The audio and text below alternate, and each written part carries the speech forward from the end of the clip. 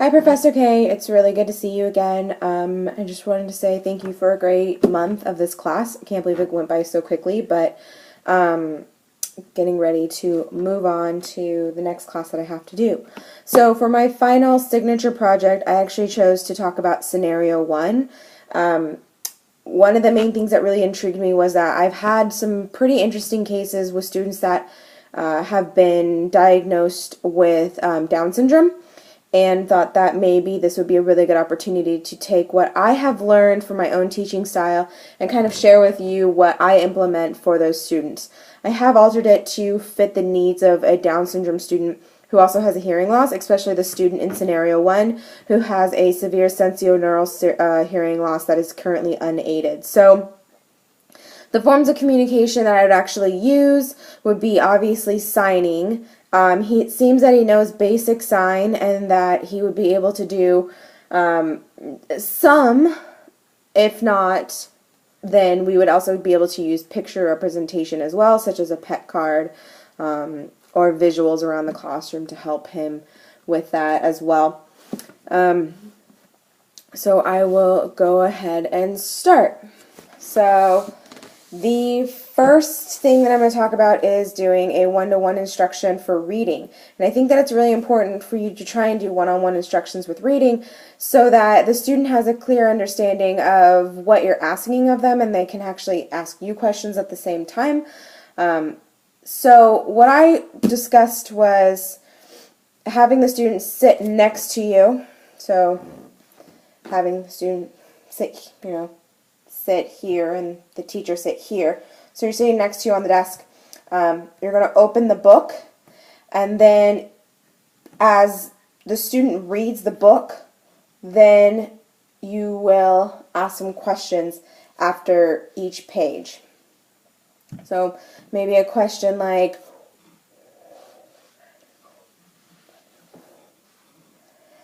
if the student can't answer that, then you have them point. So I would ask, or I would expect an answer of the rabbit was running, but if not, then he would be able to point to the rabbit. Number 2 was using tactile objects for new vocabulary. So I picked candle. So if my student didn't know what a candle was, didn't have the vocabulary for that, then I would bring in a candle and I would say, what color do you see? Oh, pink. I see pink. Oh, good job. Well, let's open. What does it feel like? Giving them an opportunity to feel. Okay, it's soft. Oh, good. What does it smell like? It smells like flowers. Okay, what does it do? The student maybe say, I don't know. Do what? Then you would say, oh, let's light the candle. Turn it on and say, that is a candle. And you can explain it. Number 3 was in math. So using math manipulatives, I use different colors. Sometimes I use cards. So what I would do is ask the student,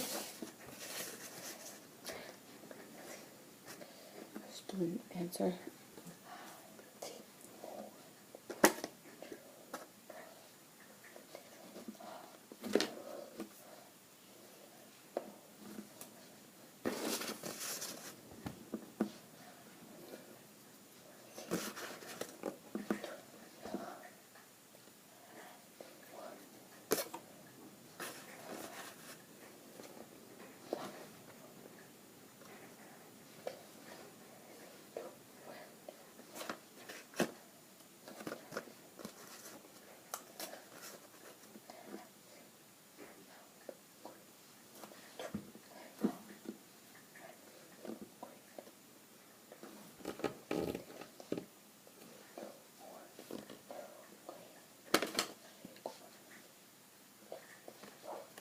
So by using manipulatives where the student can actually physically count them, touch them, feel them, and put them in their hand gives them a better opportunity to actually retain the information and then process it at a later date as well.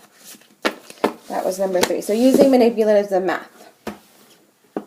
The fourth one is actually just for an overall consensus of classroom atmosphere. I've had a lot of opportunities where students have a really difficult time, students with Down syndrome have a really difficult time with appropriate peer-to-peer interactions. So I think that is also a important strategy you want to implement in your classroom as well. So the way you do that is to monitor one-on-one peer interactions with those students. So if you're working on a project with a student, then you're able to actually place them together, and I would put them at I would put 2 students together that are about the same educational ability level, and make sure that they are following along with each other as well. It can be a reading activity, it can be a math activity, it can be a building of character activity such as naming their favorite colors or finding interest in each other. But that's just about making sure that they are communicating, that they are using appropriate life skills as well as appropriate communication skills. And you always want to have somebody monitor that for them as well and model it. So I may say something along the lines of, Jose, ask Matt what his favorite color is. And then Jose maybe say, oh, Matt, that's not very nice. You should ask again, nicer. So Matt would say, Jose, Jose would answer, color is green.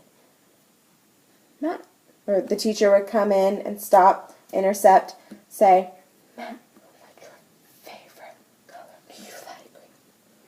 And then Matt would continue to answer.